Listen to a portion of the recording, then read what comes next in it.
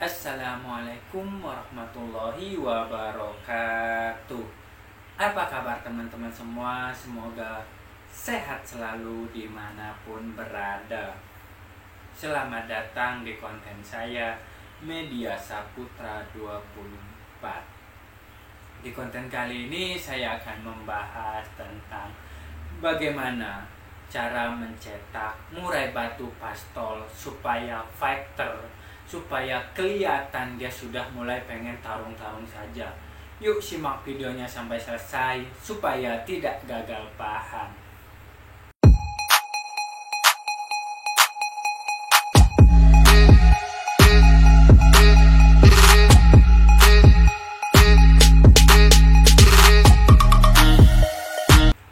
Oke teman-teman semua, kembali lagi ke pembahasan kita tentang bagaimana kita mencetak burung murai batu pastol itu supaya fighter.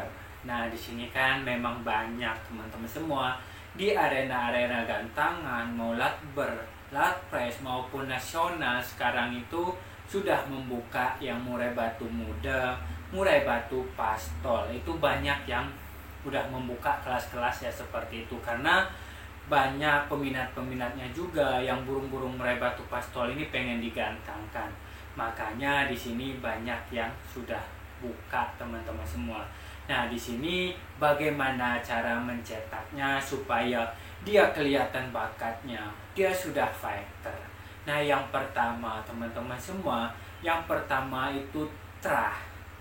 Nah, di sini kita harus melihat dulu terah burung murai batu yang kita inginkan. Karena setiap indukan itu berbeda-beda. Biasanya anak-anakan ataupun kelas latbar, kelas-kelas sudah juara-juara nasional, dia diternak anaknya itu lebih mahal daripada yang kita belum tahu terahnya seperti apa. Nah, di sini terah ini sangat penting teman-teman semua. Yang utama itu terah. Karena di sini terahnya ini dia akan mengikuti antara bapaknya atau ibunya, bakatnya. Nah, bakatnya nanti dia akan mengikuti ibunya atau bapaknya, tingkat fighternya juga dia mungkin akan mengikuti ibu atau bapaknya. Tapi kalau bakat ini kan dia bisa diasah, tetapi fighter, durasi, materi dan sebagainya, bentuk badannya ini kita harus lihat dari terahnya juga.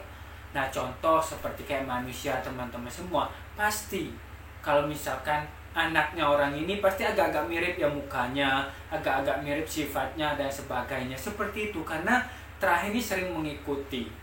Nah, selain itu baru diasah dari perawatannya. Nah, di sini yang pertama kita harus melihat terahnya dulu supaya dia fighter. Kita harus memiliki burung-burung murai batu yang anakan-anakan dari juara nasional maupun jantannya dan betinanya karena ini sangat pengaruh. Ini yang pertama terah. Yang kedua perawatan. Nah, setelah kita memiliki burung murai batu yang terahnya bagus, yang prestasinya, nah, rawatan. Nah, rawat ini sangat penting teman-teman semua. Walaupun kita beli burung yang terahnya bagus, kalau rawatannya jelek dia tidak akan maksimal seperti ibunya dan tidak akan maksimal banget. Bisa-bisa hancur juga kalau misalkan kita tidak merawat dia dengan cara yang benar. Nah, tetapi kalau terahnya yang biasa-biasa, tapi kita rawat yang benar, dia akan bagus juga. Tapi dia tidak sebagus yang terahan itu kalau misalkan kita rawat secara maksimal. Nah, di sini perawatannya burung murai batu ini supaya dia pastol, dia sudah fighter. Yang pertama, ini sering terjadi teman-teman semua, kita mempunyai yang burung murai batu yang pastol ini saling melihat. Kalau misalkan kita mempunyai banyak burung pastol ataupun kita mempunyai banyak murai, jangan saling dilihatkan. Misalkan ada kita pas penjemuran, pengembunan saling melihat antara burung murai batu muda ini atau yang udah prestasian saling melihat. Itu akan menurunkan tingkat fighternya teman-teman semua karena kadang-kadang ada yang drop mental juga. Dan di situ di wilayah itu kan udah dikuasain sama yang sudah tua itu. Nah, anakannya nanti mau menguasai wilayah yang mana? Kayak di hutan itu seperti itu teman-teman semua. Jadi di area itu ada murainya itu doang biasanya jantannya. Tidak ada yang lain. Kalau misalkan ada yang masuk yang lain dia akan taruh. Nah, di situ makanya jangan saling melihat. jangan saling melihat. Kalau misalkan dijemur, diembunkan, jangan saling melihat antara burung murai batu satu dengan yang lainnya. Boleh disekat, boleh kita tutupin dengan kerodong. Nah, bisa seperti itu. Itu untuk meningkatkan fighternya, supaya dia menguasai wilayahnya itu. Kalau misalkan masalah suara itu tidak masalah, antara saut-sautan tidak masalah. Yang penting jangan saling melihat.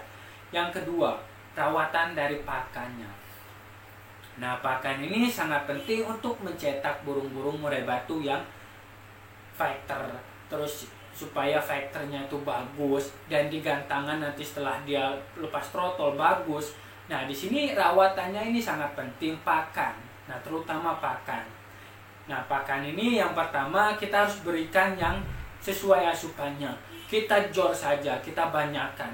Karena ini masih masa pertumbuhan burung murai batu pastol kita. Masa pertumbuhan jangan kita batasin-batasan. Kita jor aja, jangkrik, kroto, terus cacing, kita jor aja teman-teman semua. Supaya nanti asupannya terpenuhi. Karena ini masih masa pertumbuhan. Masa pertumbuhan ini sangat penting.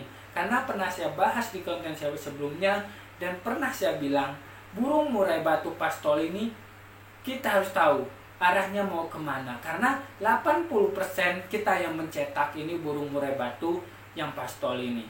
Nah, makanya dari pakannya kita bisa berikan beragam-ragam supaya asupannya terpenuhi. Nah, selain pakan, kita bisa berikan vitamin-vitamin untuk menunjang kecerdasannya, untuk menunjang kesehatannya.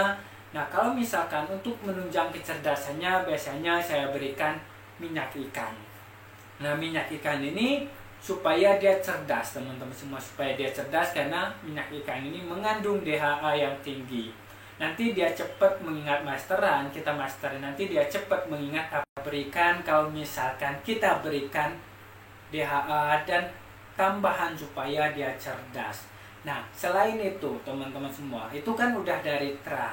Rawatan kita bagus, kita bisa berikan vitamin, kita udah berikan DHA. Nah, selanjutnya kita harus berikan dia suara ancaman, isian ataupun masteran. Karena burung murai batu itu bagus atau tidak, juara atau tidak, itu tergantung dari masteran, tergantung dari isiannya itu seperti apa, tuntas tidak. Nah, itu teman-teman semua, karena burung murai batu ini sama semua bentuknya, sama semua warnanya, tapi yang membedakan itu isiannya. Nah, kalau misalkan cara pemasterannya supaya lebih jelas sudah saya bahas di konten saya sebelumnya. Nah, di sini pemasterannya. Nah, pemasterannya itu ada dua cara teman-teman semua. Kalau misalkan dia dari pastol ini, dari trotolan ini. Nah, yang pertama, kita menggunakan burung langsung. Yang kedua, kita menggunakan MV3. Nah, kalau misalkan burung langsung ini biasanya burung-burung murai batu itu dia lebih cepat menangkap. Karena suaranya ada yang jeda, ada yang sekilas-sekilas. Dia itu lebih cepat menangkap. Coba kita lihat teman-teman semua. Burung murai batu biasanya fase suara kutilan. Walaupun kita tidak masterin, itu cuma sekilas doang. Itu dia udah langsung mengingat. Nah, seperti itu. Karena burung murai batu ini cerdas, kita masterin misalkan burung itu bunyi jedanya itu lebih cepat dia, lebih cepat menangkapnya.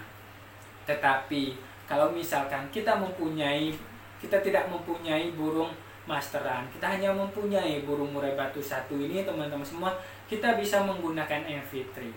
Nah, MV3 ini kalau misalkan pemberiannya mau siang mau malam bebas.